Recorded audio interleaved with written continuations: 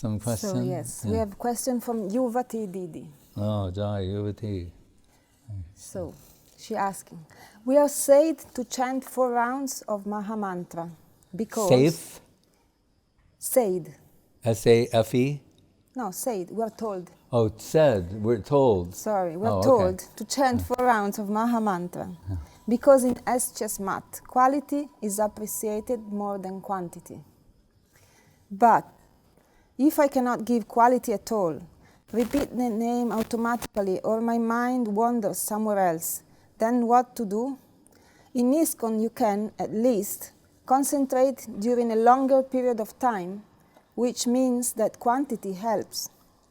And yes, I remember about less rounds of offenses, but what to do anyway? Well,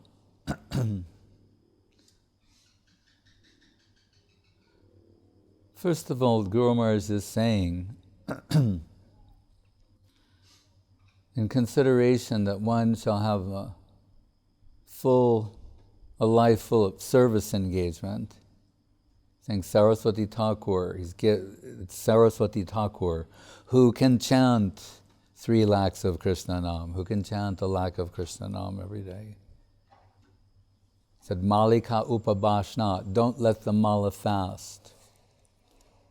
So he's given that as a minimum. And it's not a question of just concentration. Because what does that mean? To concentrate on what? Hearing some sound that you're producing with your voice box and your tongue. So Guru Maharaj quotes Jagadananda Pandit saying, Namakar Bahiroy Bata Nama Kabunoi. Saying, just the syllables of the holy name, in other words, just making this sound, that's not the holy name. And Kabunoi means never.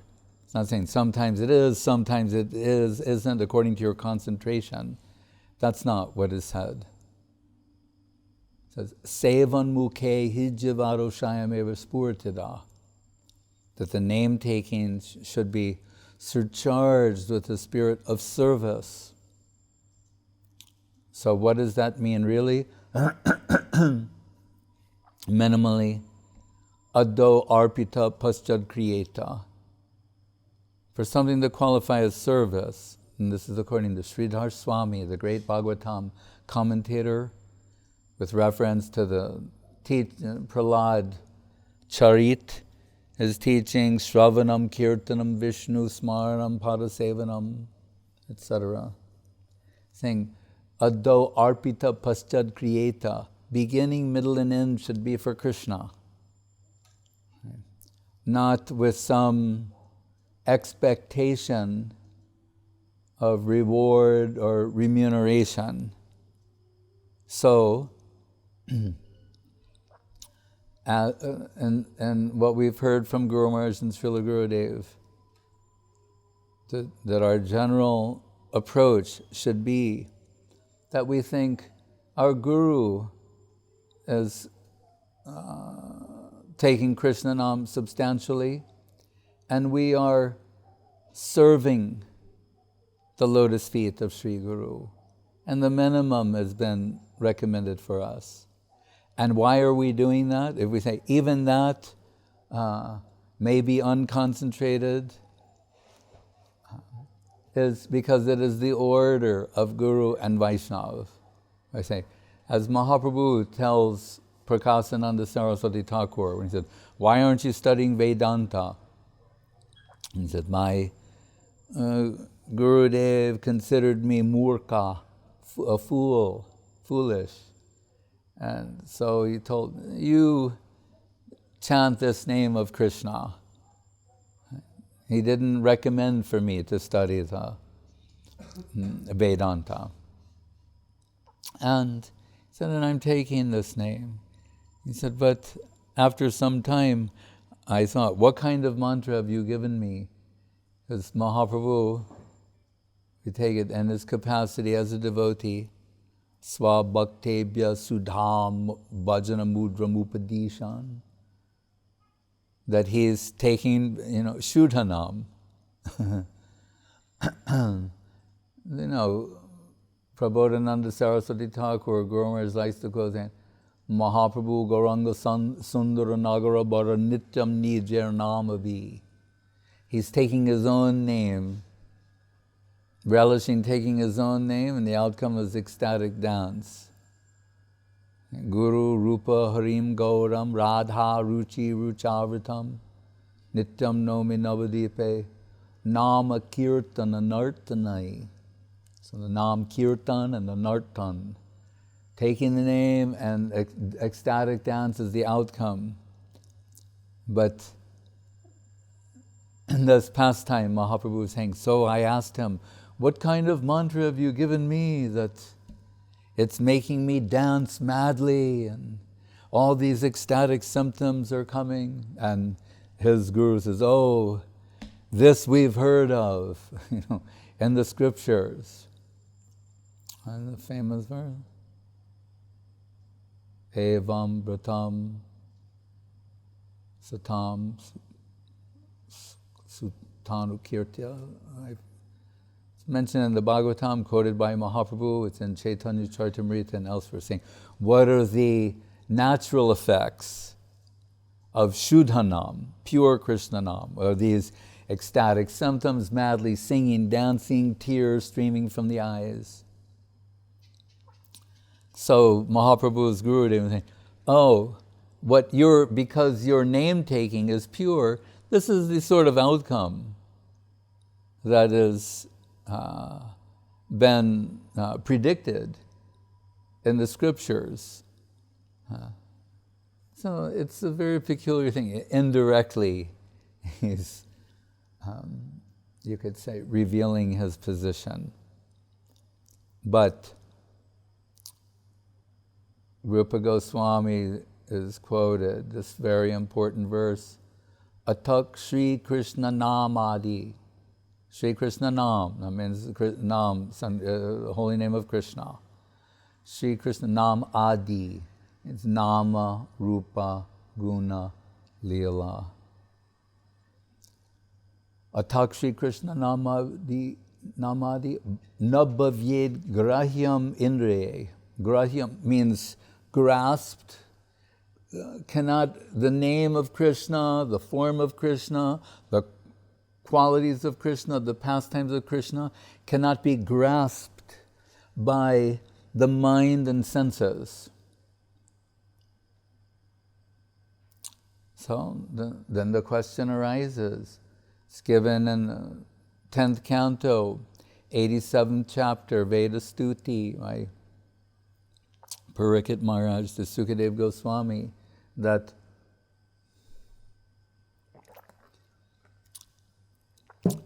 how can there be spiritual sound, Shabda Brahma, if we're using the voice box, the tongue, and then listening with the ears, as we've heard they're described in science and biology.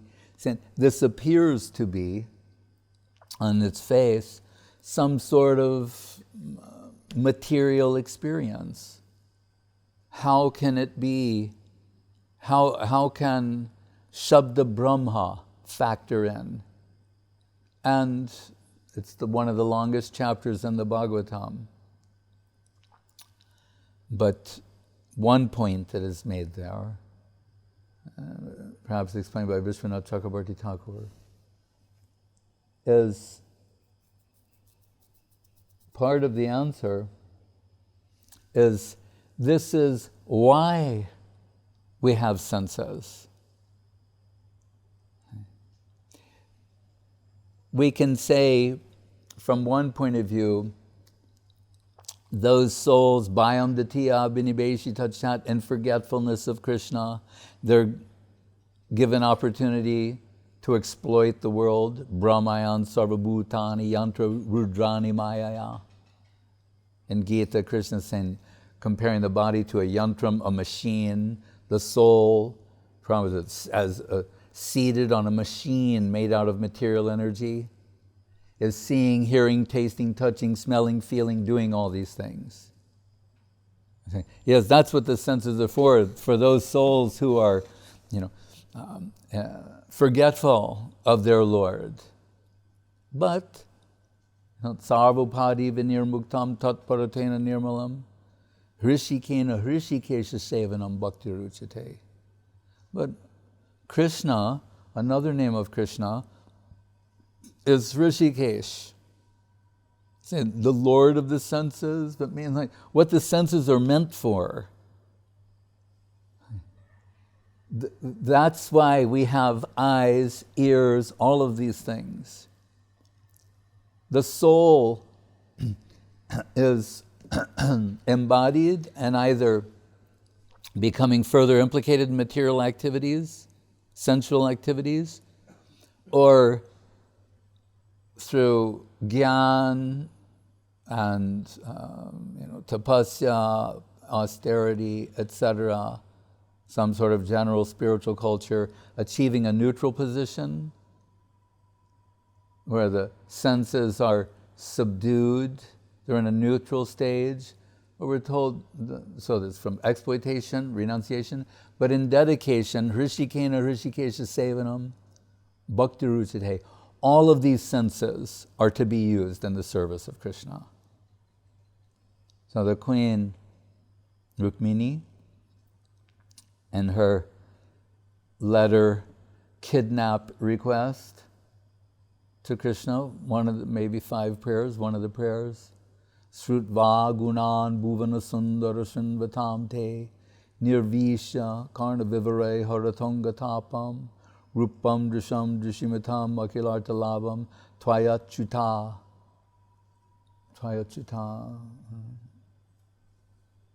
apatrapam me Vishati chitram apatrapam me. Saying, Srutva gunan bhuvana sundar, hearing about you, then nama, from the sound comes rupa, some conception of the beautiful form of Krishna.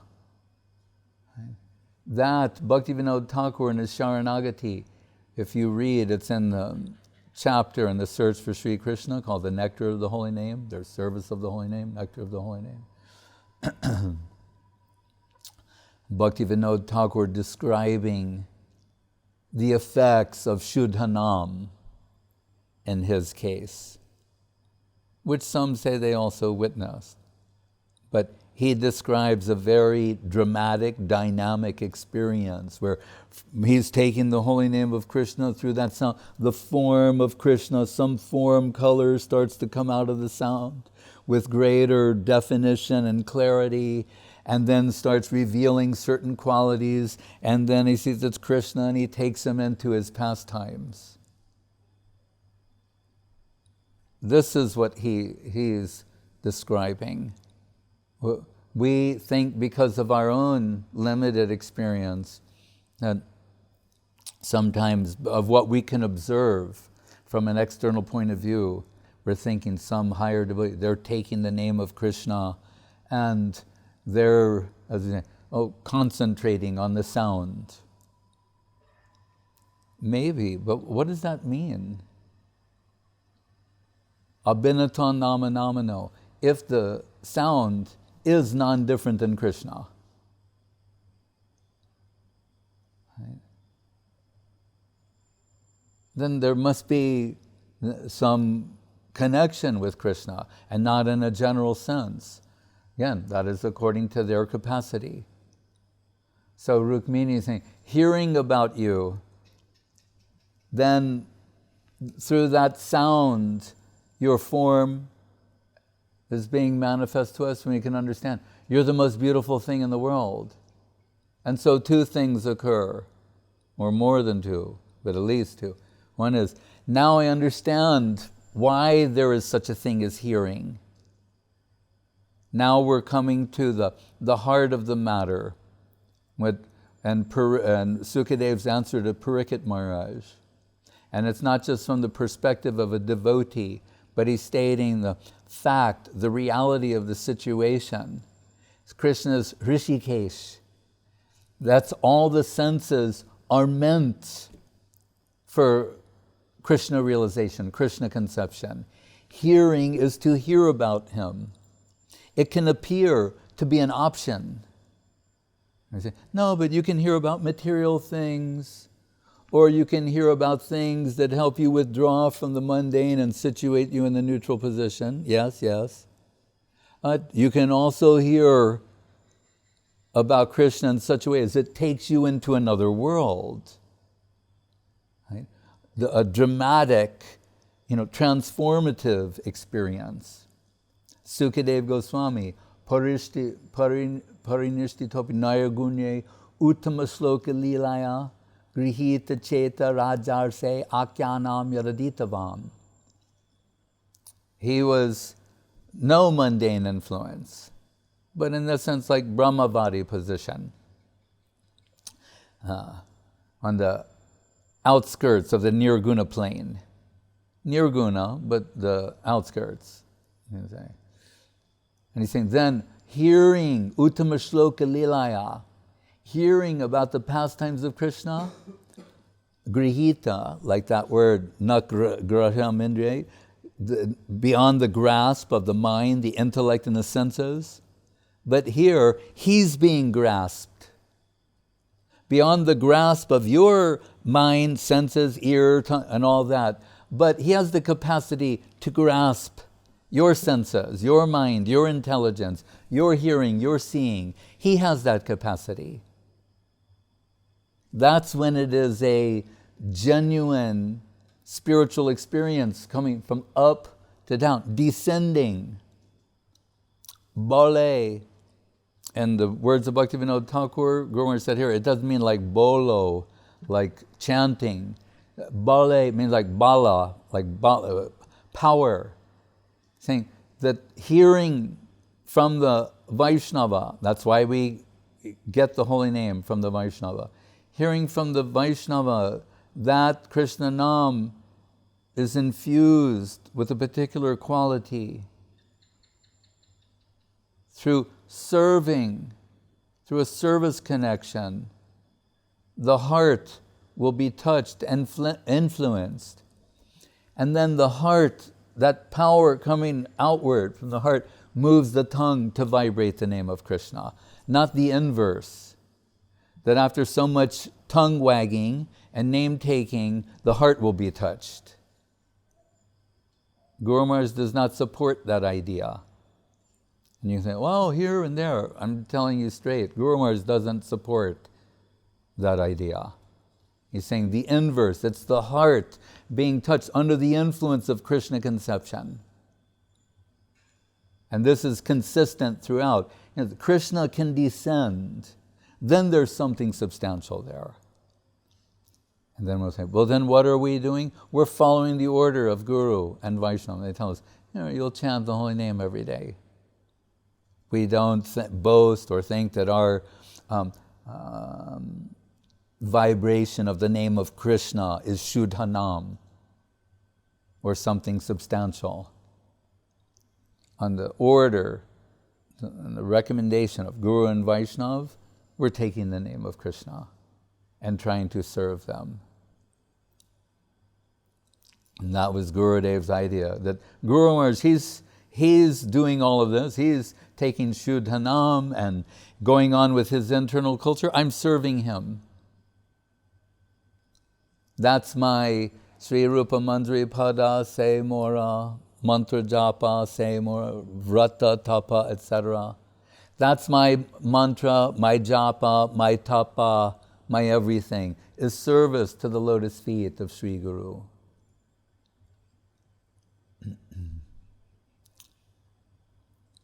So,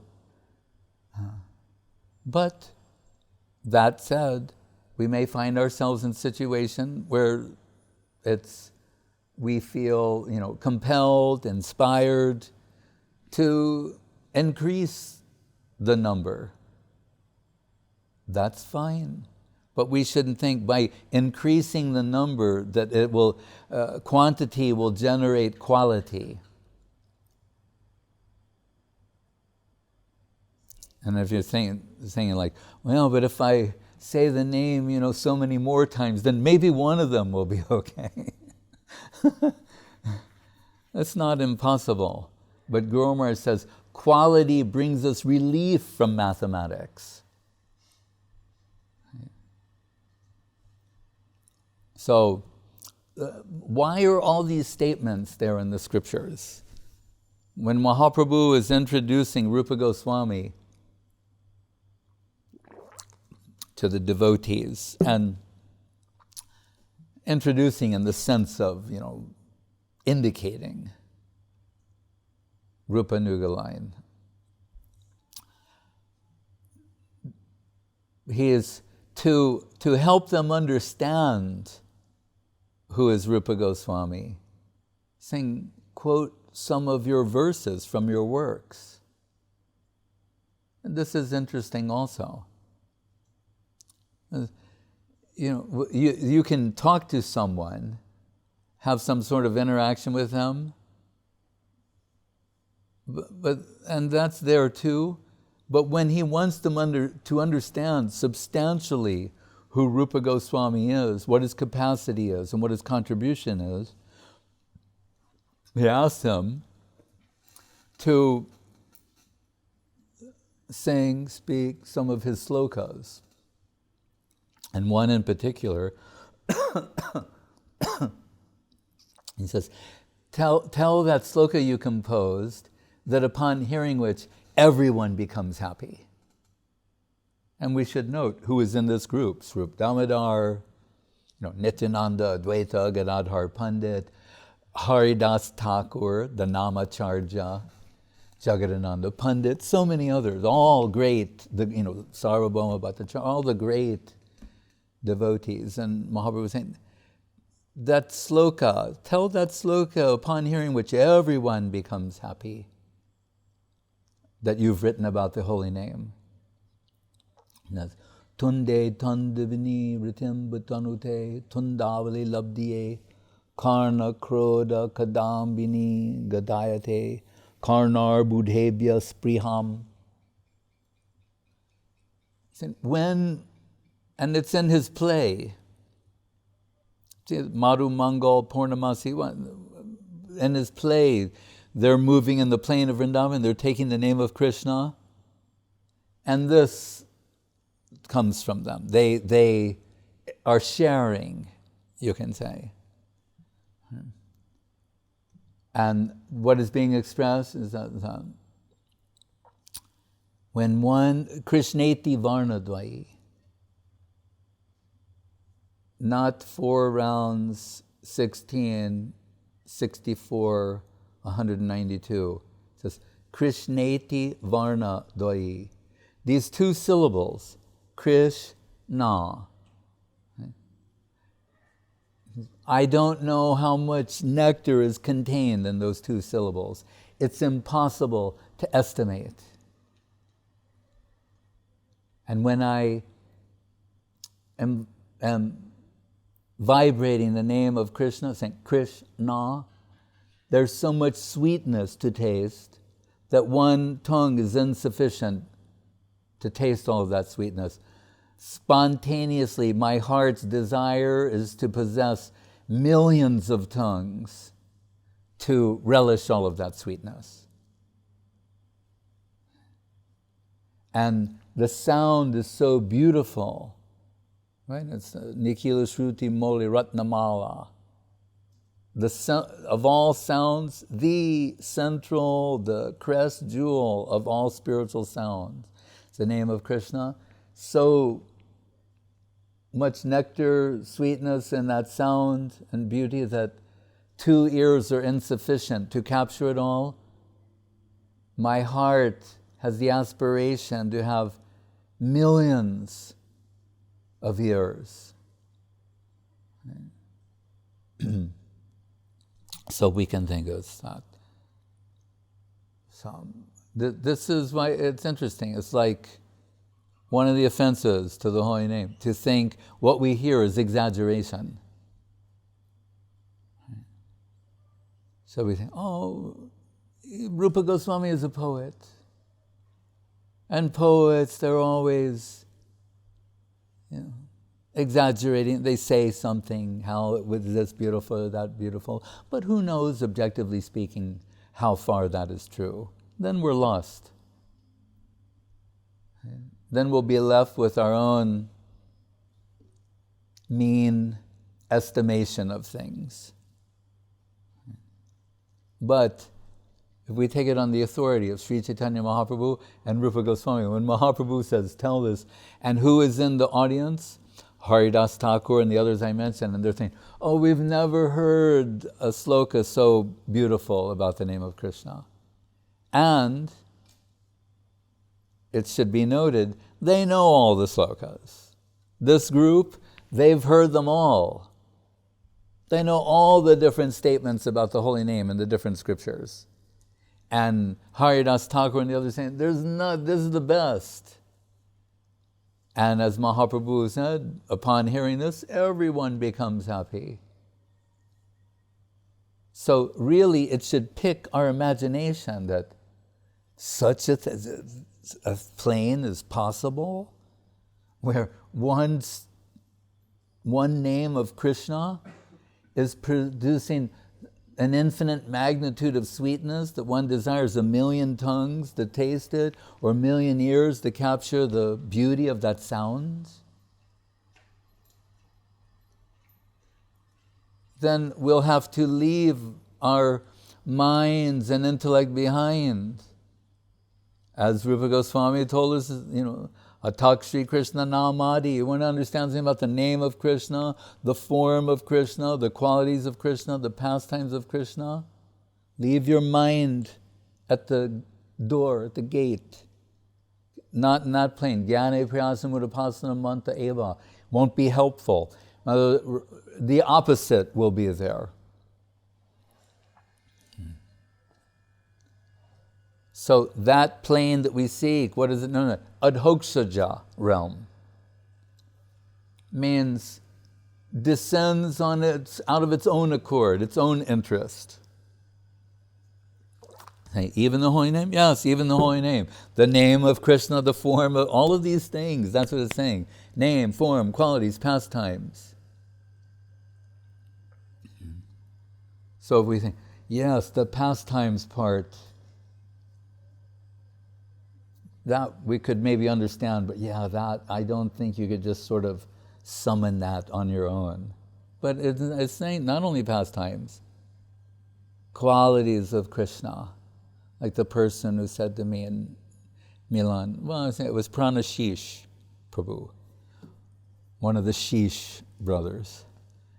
And we're in Vila Govinda, and like Sunday program, and I go, are there any questions?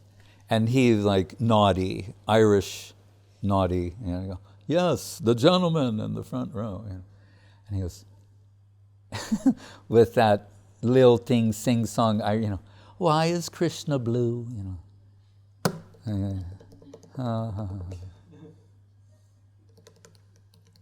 First I went to strangle him. In a nice way. Nicely. Like time aside. Nice. Then I thought, oh, Krishna. And then this came to me. Yang Shama Sundaram Achintya Guna Swarupam. Oh, Brahma Samhita says, Shama Sundar Krishna, it's achintya guna. It's not the blue that you know, or the blackish color that you know. And say, well, it's told like, similar to the monsoon rain, similar to that. But achintya guna, it's an inconceivable dark beauty color.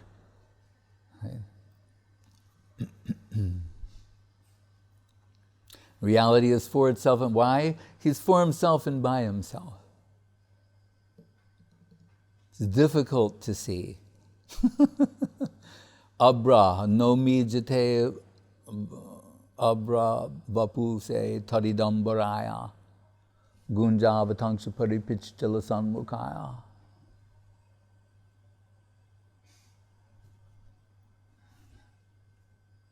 Difficult to see, but Taridambar, dressed, enlightening, and Ladani Shakti, Swarup Shakti. Then contrast is there. He can be, the contrast of his Shakti, potency, he is revealed. So it Hokshaja, I mean, he descends on his own accord. And what are we told? That means adha aksaja. Aksaja, our normal way of seeing, hearing, tasting, smelling, touch, etc., is suppressed. It's checked. The other way, people say, no, if I suppress my senses, then I'll have that experience. Now that can take you to a neutral position. Not give an entrance into the positive serving domain. That works in the inverse, descends and suppresses your sense experience. Then there's a new type of seeing, hearing, tasting, touching. And that's what the Veda Stuti chapter is saying,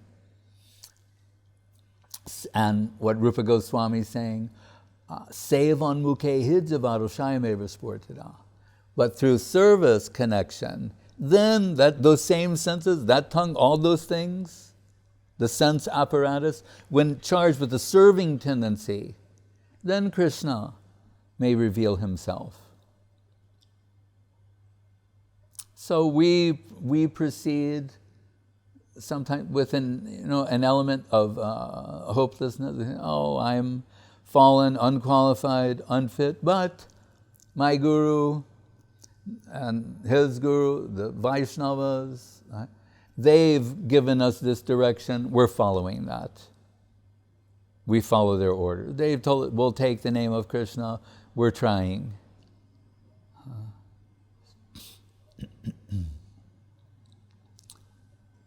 That said, Guru Maharaj will say, under certain circumstances, one can take more.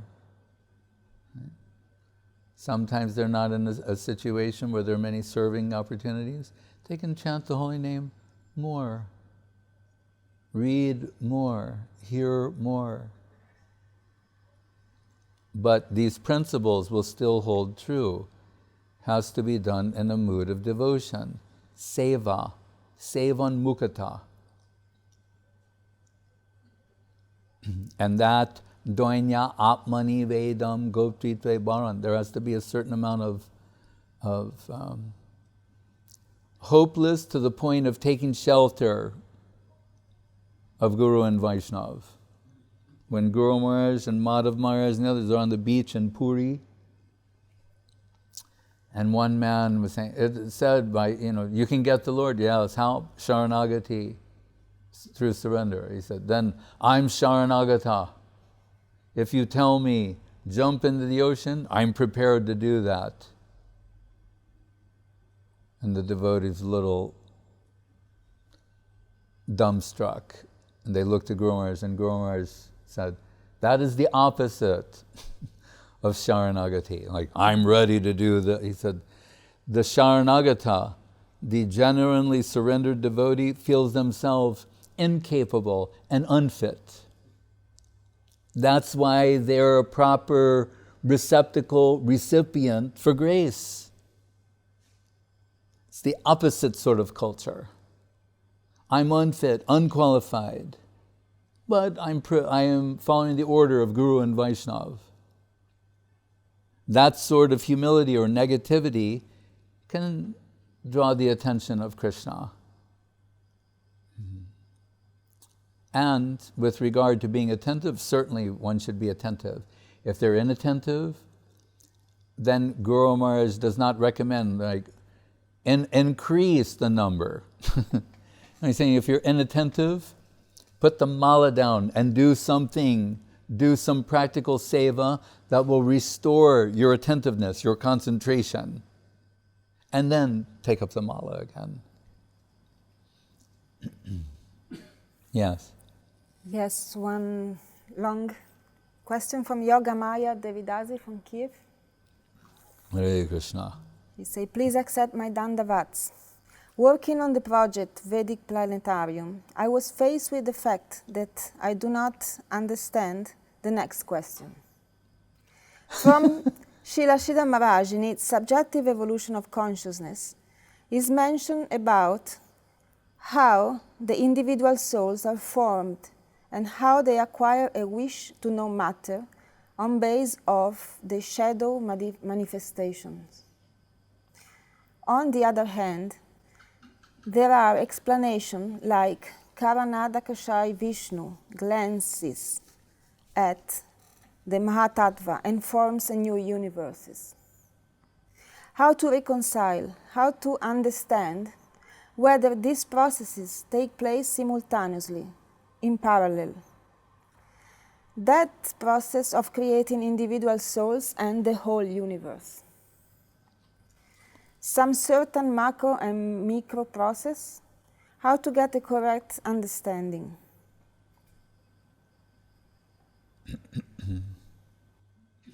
Well,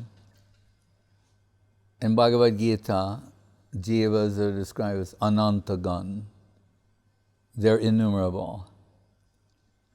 And although they are innumerable, Srila Guru Maharaj describes Brahmajyoti as something living and growing. We take it that it's comprised of individual units of consciousness who are he describes it as their actual individual consciousness is somewhat suppressed, or Saraswati Thakur's where it's held in abeyance. Said, but it's like national identity. Just like in nationalism, there's a general sense. So, but it's something living and growing, expanding. Although it's unlimited, it's increasing. From that position, from the undifferentiated position, they differentiate. Guru Maharaj most often expressed it with reference to Paradise Lost of Milton, where he says, Satan presents this option, the satanic option, satanic mania. Would you like to, serve in heaven or reign in hell? And again, for the English second language speakers, it's R-E-I-G-N, reign as in the sense of like be king or queen.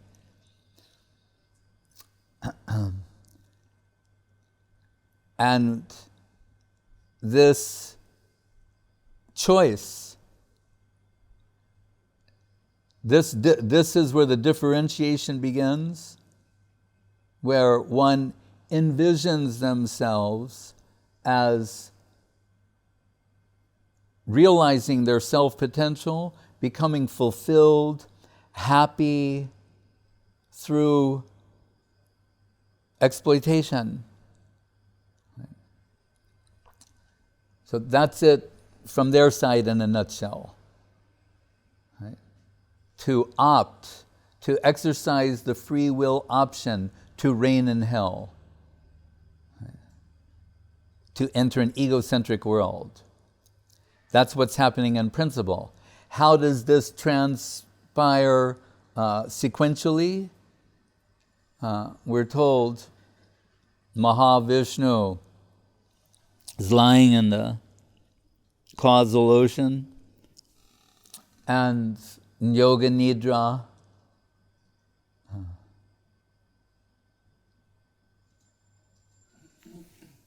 eyes half open, and because Mahavishnu cannot have any direct contact with Maya, so Mahavishnu glances, peripheral vision, eyes half closed towards Maya. That glance, everything is spiritual there, that glance is personified as Shambhu, an aspect of Shiva, who is what? The sum total of all jivas. Right? That's why jivas, sometimes Guru Maharaj will say, in essence, are atomic Shiva wannabes. I put on the wannabe, but that's what he's saying. They aspire to the position of Shiva, means master of Maya. That aspect of it. So Shambhu, sum total of all the jivas, so glance of Mahavishnu personified as Shambhu Shiva, all the jivas there, and it's described in the language of Brahma Samhita, where Gurudev once said, seeing all this stuff on television, talking about sex education. And Gurudev said, it is there in Brahma Samhita.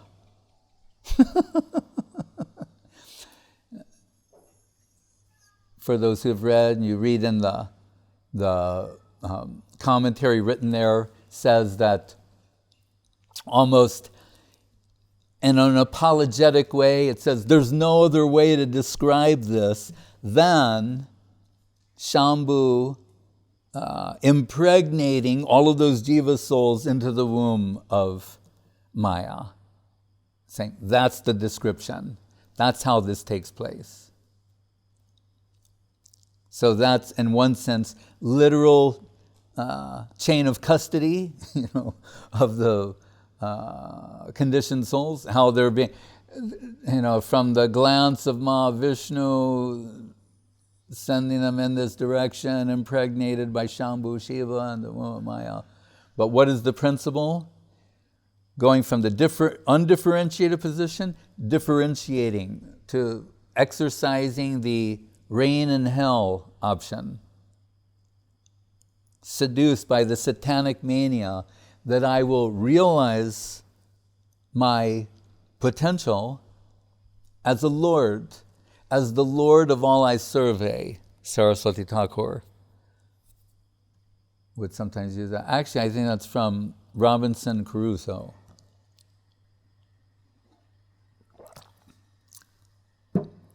But that's the expression. The Lord of all I survey, the monarch of all I survey. I am Ozymandias, King of kings. Look ye mighty upon my kingdom with despair. Shelley saying that. I met a traveler from an ancient land. He told me something very peculiar he saw. The statue out in the middle of the desert, this king Ozymandias, whether you take it to be Ramses 1, 2, or 3, it all works. And the statue's broken, head lying in the sand, the base maybe from the waist, knees down there, an inscription. And he said, when you see the face, he said, whoever that sculptor was, he really captured this man. We know the sculptors, they put a lot of work in the face.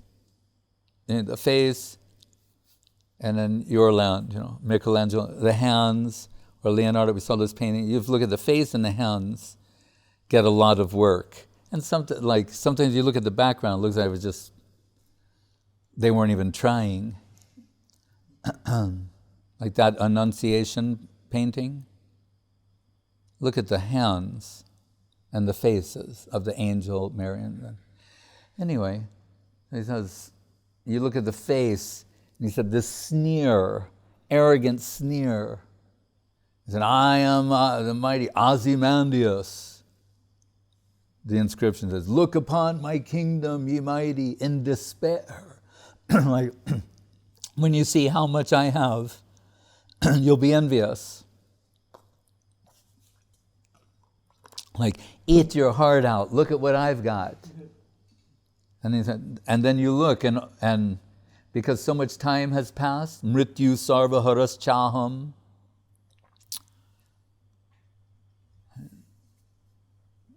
takes everything away. He said, all you see is sand. You don't see any kingdom. His kingdom is long gone. So that's the nature of the egocentric world, reigning in hell, establishing yourself as an independent center, a competitor of Krishna. Krishna's Adi Purusha, the original male, the original enjoyer. And we're trying to compete with him.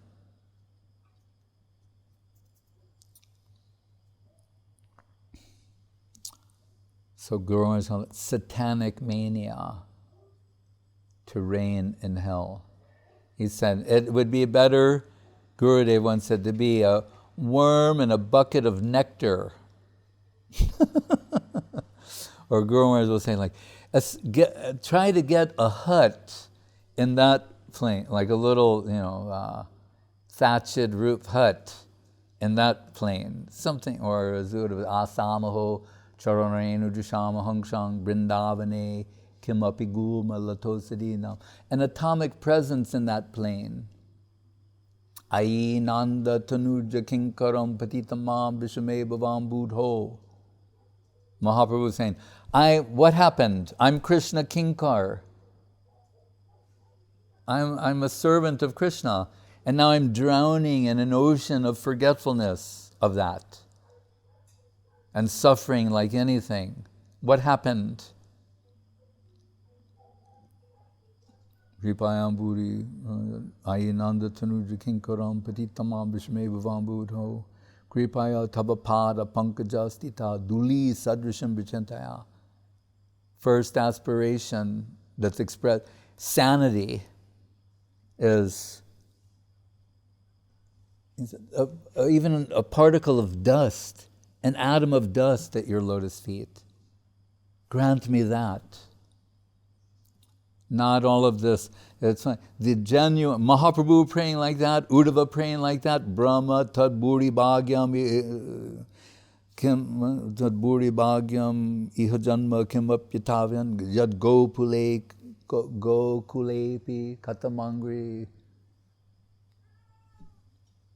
They're all saying like that. But then you have neophyte, new recruits to Krishna consciousness.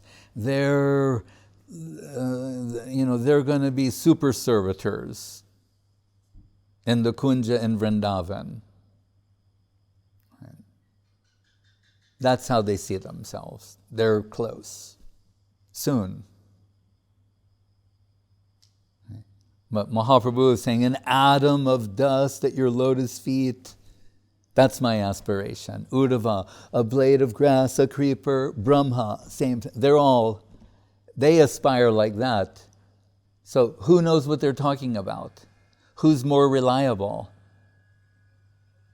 That must be the way.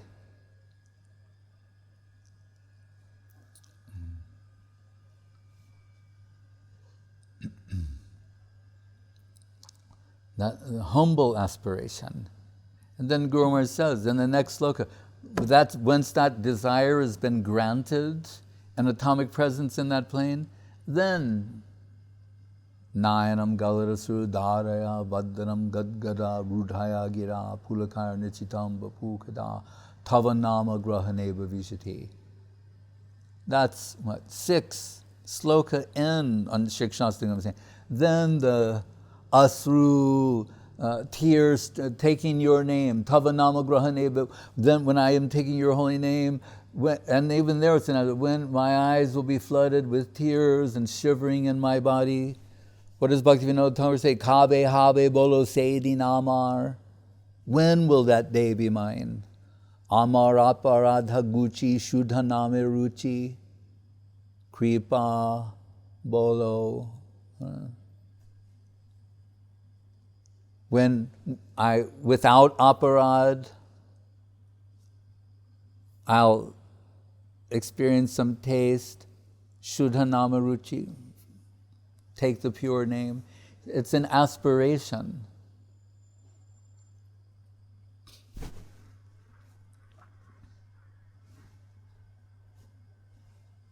So Srila Guru Maharaj concludes sometimes by saying, so you say, well then we're hopeless. It's a hopeless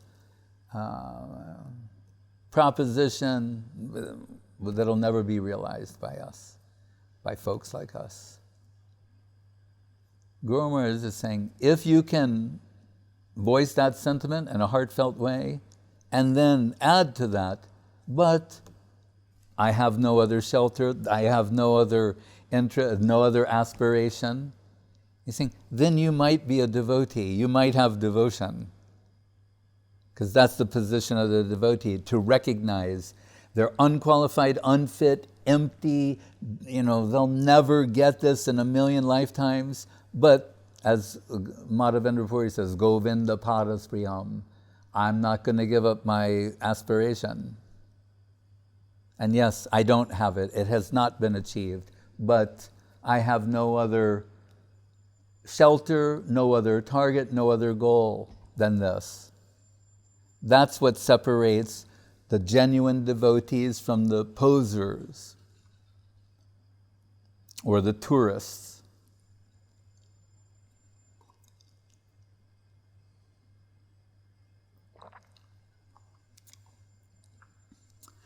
The visa is not granted because you're curious.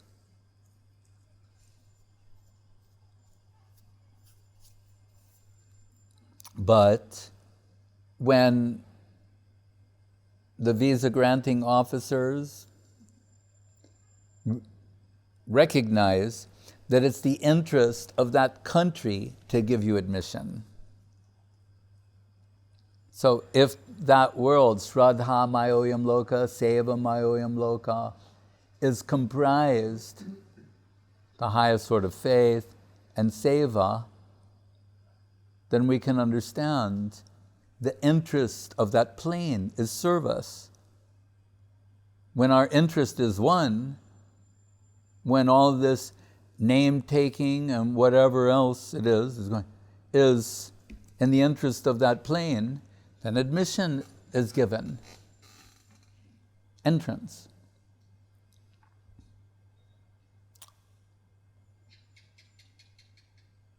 Not because we're curious or we accumulated a certain amount of merits.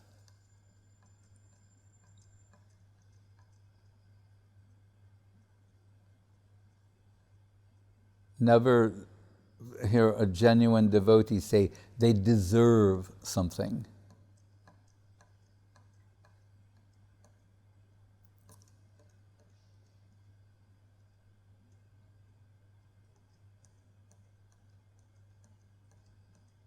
Sometimes, if they're really in trouble, like Draupadi, if I ever did any service for you, help me.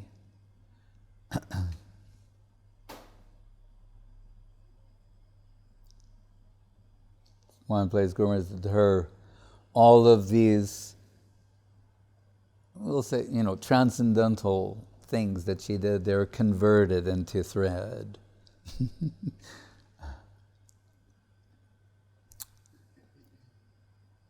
The never-ending sorry.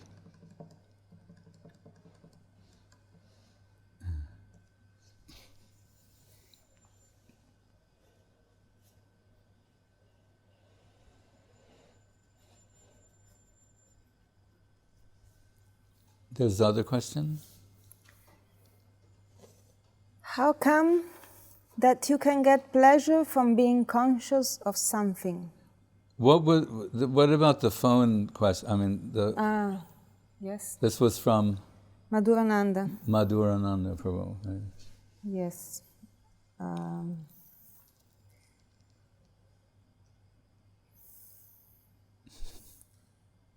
In Madhya Lila, in Chaitanya Charitamrita, Madhya Lila, chapter 17, verse 216. What means that when Krishna is with Radharani, he enchants Cupid himself. Otherwise, when he is by himself, he is subjected to the influence of Cupid.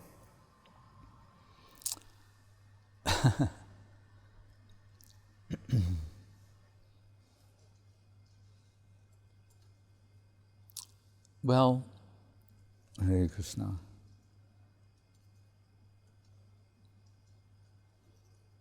Mahaprabhu, when he's in a heightened state of ecstasy in Jagannath Puri, and then he starts making his way toward Vrindavan.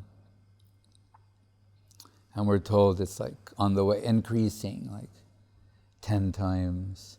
getting 100 times. And when he's actually going through the forest of Vrindavan, his heightened state of ecstasy is increased hundreds of thousands of times. Again, it's ad infinitum, it's beyond our capacity as finite to properly comprehend, so this sort of shorthand is being given. And there, if we can think in this way, that even though so long has gone by, so many years, still Vrindavan, the place of all these pastimes, some of the originals, some descendants, they're all conscious, Vaikuntya Prithiviyadi Sakala Chinmoy. When now Krishna has returned, Vrindavan also feels separation.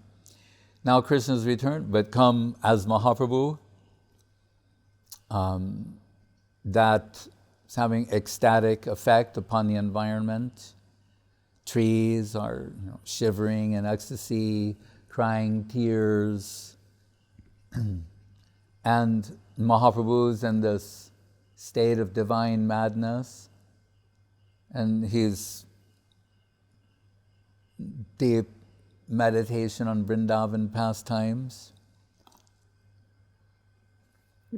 But we know as Radha Bhava Duti Subalita, enveloped in the heart and halo of Radharani, considering all these things from a different perspective, from her position. While thinking like that, these two parrots, Suk and Sari, land on his fingers. The male parrot and the female parrot.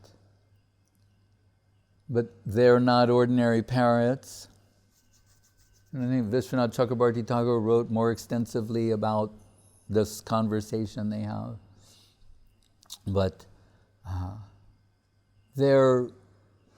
these parrots know Sanskrit. And not only know it, but they can compose Sanskrit. So we understand they're great poets, great devotees and poets. So, the Suk, the male parrot, is singing some slokas in praise of Krishna. How beautiful is Krishna, his seductive charm. That, like in the Brahma Samhita, Kandarpakoti Kamaniya, 10 million cupids personified as one. He is Madan Mohan. Cupid himself will be bewildered. Cupid's bewildering everyone in the world. One Cupid bewildering everybody. But the 10 million Cupid magnitude of Krishna can totally bewilder Cupid. Anyway, he's speaking this way about he's speaking in favor of Krishna.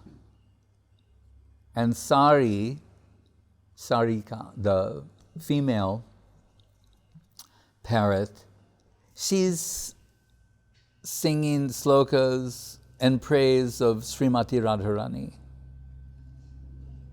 And saying that, that's true what you say. But that's when Radharani is by his side, then all those things you say are true. As Guru Maharaj says elsewhere, Krishna, without her company, without Radharani, he said is half Mayavad. Without Radharani, he's Brahma. Like Brahma, Paramatma, Brahma. So the female parrot is saying, when Krishna's at the right hand of Radharani, then all these things you say are true. But then she says something a little mischievous or naughty, she said, but otherwise, without her, he's overwhelmed by Cupid. And by that, she doesn't mean of this world. That can never be for Krishna. but like one of his names, Ananga, without, Ananga means who has no body, but like mundane body. But what she's saying is, how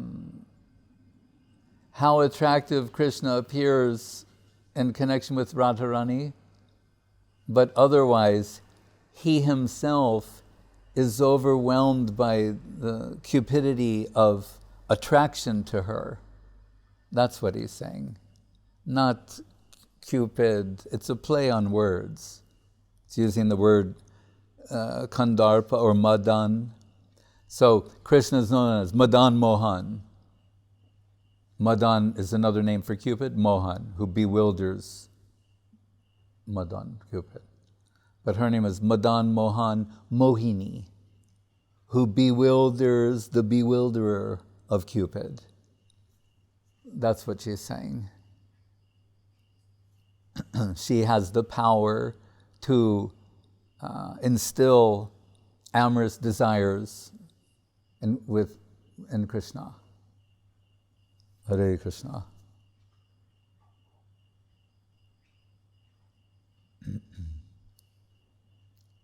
Is there any other question?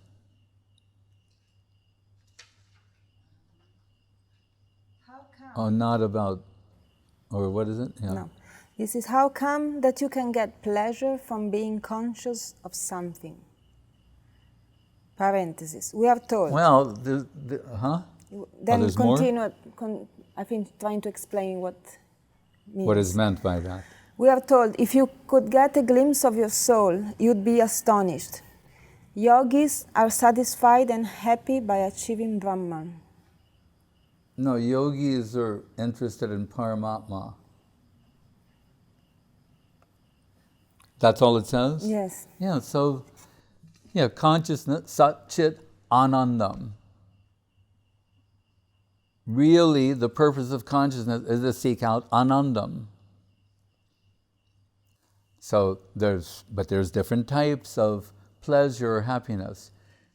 Relief from a suffering condition is a type of happiness or pleasure up to a point until it becomes boring or monotonous.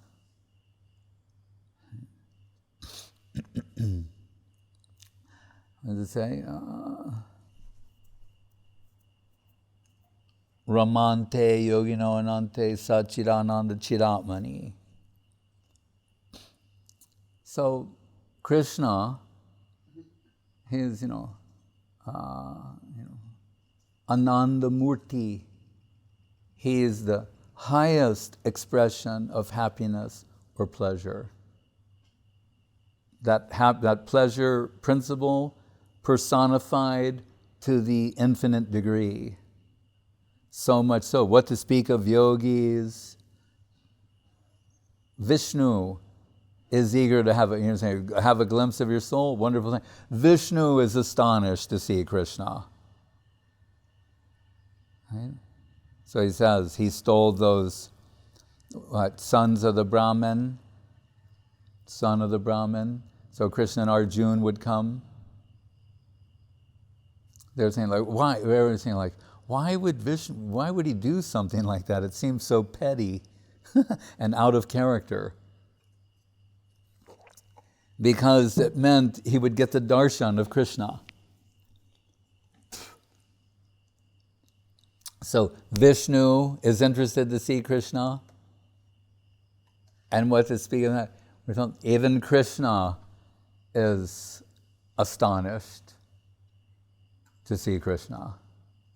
Whether in reflection, in a jeweled column, in a picture, in a mirror.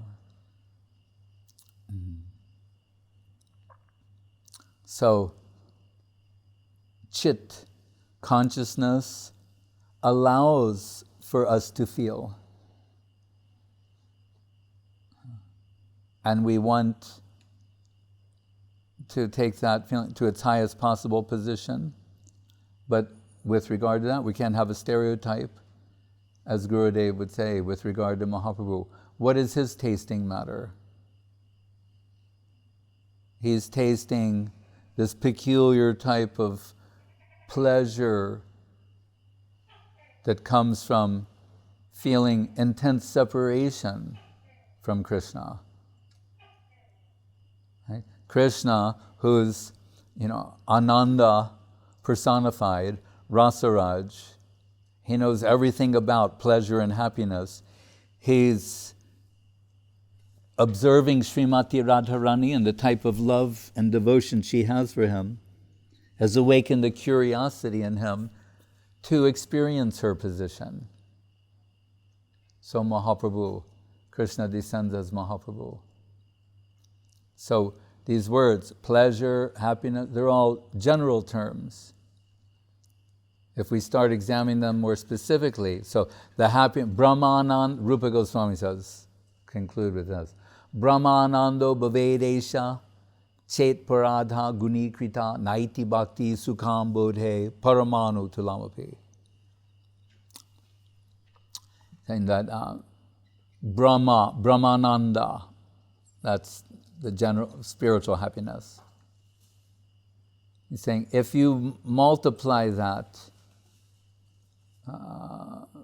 millions of times, Sukham bodhe means like an ocean of sukh, happiness.